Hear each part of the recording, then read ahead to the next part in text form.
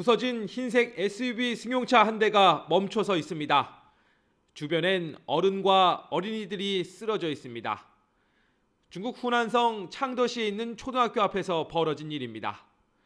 아침 등굣길 학생과 학부모 등 여러 명이 돌진하는 차량에 봉변을 당했습니다. 불과 일주일 전 78명의 사상자를 낸 광란의 질주 탓인지 아이들은 겁에 질려 혼비백산 도망칩니다.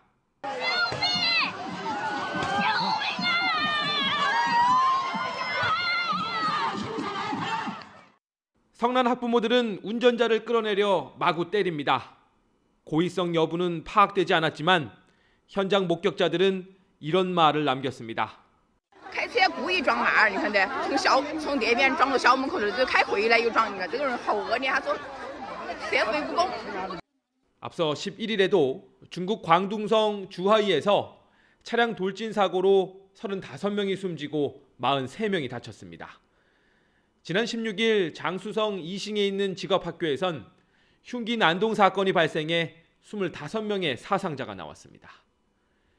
개인의 불만을 사회 전체나 관계없는 사람들에게 투영해 화풀이하는 이른바 묻지마 범죄입니다.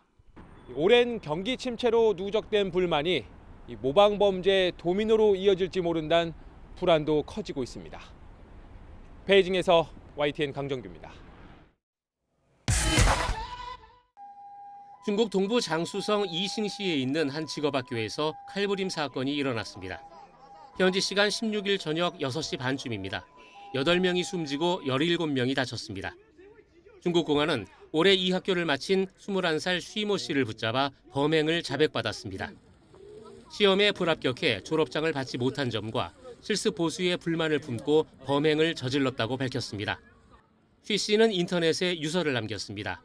임금체불과 장시간 노동에 대한 문제점을 지적하며 나의 죽음으로 노동법의 진보가 추동되기를 희망한다고 적었습니다. 악의적으로 졸업장을 막아놓고 졸업시키지 않았다며 학교 측의 행태도 비난했습니다. 이 유서는 이미 온라인상에서 사라졌습니다.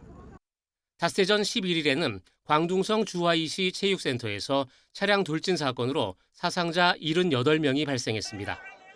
지난 9월 상하이 대형마트에서도 칼부림 사건이 일어나 3명이 숨지고 15명이 다쳤습니다. 지난달엔 베이징 초등학교 앞에서 미성년자 3명을 포함해 5명이 다친 흉기 난동 사건이 있었습니다. 중국은 CCTV가 많이 설치돼 있고 당국이 통신망과 총기에 대한 관리를 엄격히 시행해 폭력 범죄 발생이 낮은 국가였습니다. 그러나 최근 개인적 불만 등을 불특정 다수에게 쏟아내는 묻지마 범죄가 잇따르면서 불안감이 커지고 있습니다. 경기 침체가 이어지며 그동안 쌓인 사회적 불만이 폭발한 것이 이유라는 분석도 나옵니다. YTN 권영입니다. 체육센터 바깥 보행로 이곳저곳에 사람들이 쓰러져 있습니다. 구급대가 급히 출동했지만 치료가 필요한 사람이 너무 많습니다. 중국 남부 광둥성 주하이시의 체육센터 바깥 광장에 자동차가 돌진했습니다. 저녁에 산책이나 운동을 나왔던 시민들이 무방비 상태로 차에 치여 70여 명이 죽거나 다쳤습니다. 앞을 보고 뛰던 시민들을 뒤에서 차량이 덮쳐 피해가 컸던 것으로 전해졌습니다.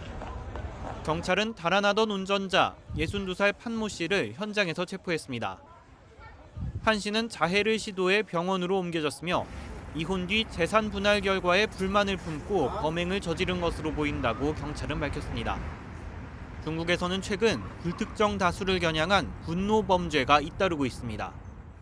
根据习近平重要指示，中央已派工作组赶赴当地指导处置工作。 사건이 벌어진 주하이시는 중국이 심혈을 기울여 준비한 국제 에어쇼가 열리고 있는 곳이기도 합니다. 중국 당국은 소셜미디어를 검열해 사건 현장 사진과 영상을 삭제하는 등 정보를 통제하고 있습니다. 시민들은 사건 현장에 꽃을 놓고 희생자들을 추모했습니다. YTN 김도원입니다.